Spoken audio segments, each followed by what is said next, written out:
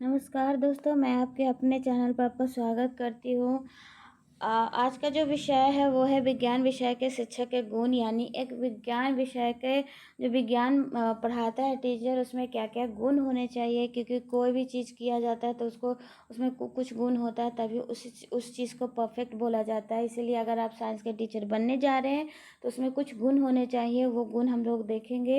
ये इम्पॉर्टेंट है टॉपिक, इससे अगर क्वेश्चन आता है तो इस पॉइंट्स को आप दिमाग में रख के जाइएगा, ये हल हो जाएंगे। इतना इतना ये ज़्यादा हार्ड नहीं होता।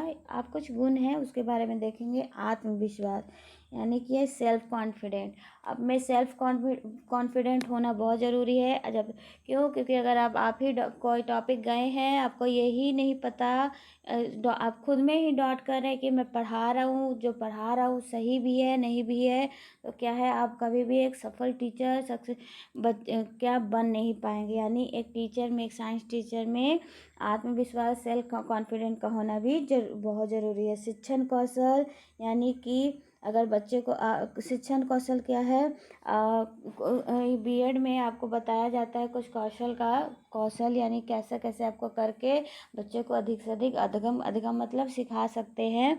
तो कुछ शिक्षण कौशल है, उसका भी ज्ञान आपको होना चाहिए। अगला है जो थर्ड है आपका व्यवहार कुशलता, यानी कि एक टीचर है, आप एक टीचर बन गए हैं, व्यवहार में कुछ पता ही नहीं, आप बच्चे के सामने खूब गुस्सा कर रहे हैं, आप एक दूसरे में क्या है मारपीट कर रहे हैं, हंसी मजाक कर रहे हैं, यानी जो बोलना चाहिए वो जो नहीं बोलना चाहिए वो भी बोल रहे हैं। तो वो क्या करेगा, आपको ये नेगेटिव इमेज बनाएगा बच्चों के सामने, जो कि ये एक साइंस टीचर में नहीं होना चाहिए। चौथा है वैज्ञानिक अभिवृद्धि, यानी कि जो करंट में जितना भी आपका है साइंस में चेंजेस होता है, उसके आपको नॉलेज होना, अवेयर होना ज़रूरी है। यानी आपको पता होना चाहिए कि क्या आपके ब्रांच में या फिर उसमें हो रहा है।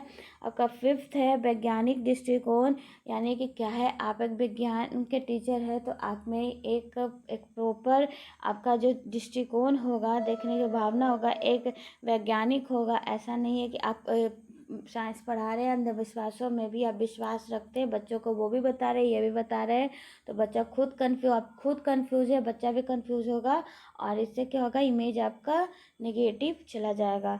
छठा है बेहतर शिक्षण, यानी कि आपका शिक्षण भी अच्छा होना चाहिए, आप अच्छे आपके पास ज्ञान भी अच्छा होना चाहिए। साथ में आप शिक्षण करवाइएगा, जो टेक्निक और मेथड यूज़ करना है आपको, उसका भली भांति आपको क्या है ज्ञान होना चाहिए।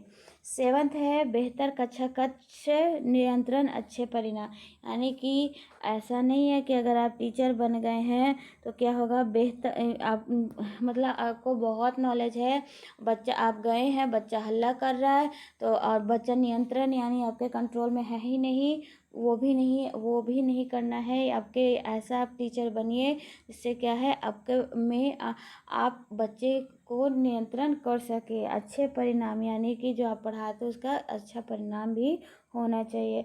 और क्या है, और भी हो सकता है, जैसे आपका ड्रेसिंग हो सकता है, ड्रेसिंग भी सही होना चाहिए, बोल चाल होना चाहिए, आपको एक दयालु भी होना चाहिए। ये कम बोलने वाला, ज़्यादा बोलने वाला नहीं, ऐसा नहीं कि हम हमेशा बोलते रहें। ये सब कुछ पॉइंट्स है जो आपको ध्यान में रखना है।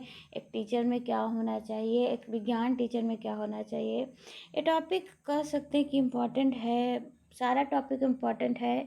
अगर ये आता भी है तो आप रैंडमली आप लिख सकते हैं कि क्या क्या हो सकता है। ये कुछ पॉइंट्स था जो इम्पॉर्टेंट था, ये इम्पॉर्टेंट पॉइंट्स है, ये मैंने कुछ लिखा था। अगर वीडियो समझ में आया होगा, सॉरी वीडियो पसंद आया होगा तो प्लीज़ लाइक शेयर और सब्सक्राइब कर दीजिएगा। है thank you and have a good day.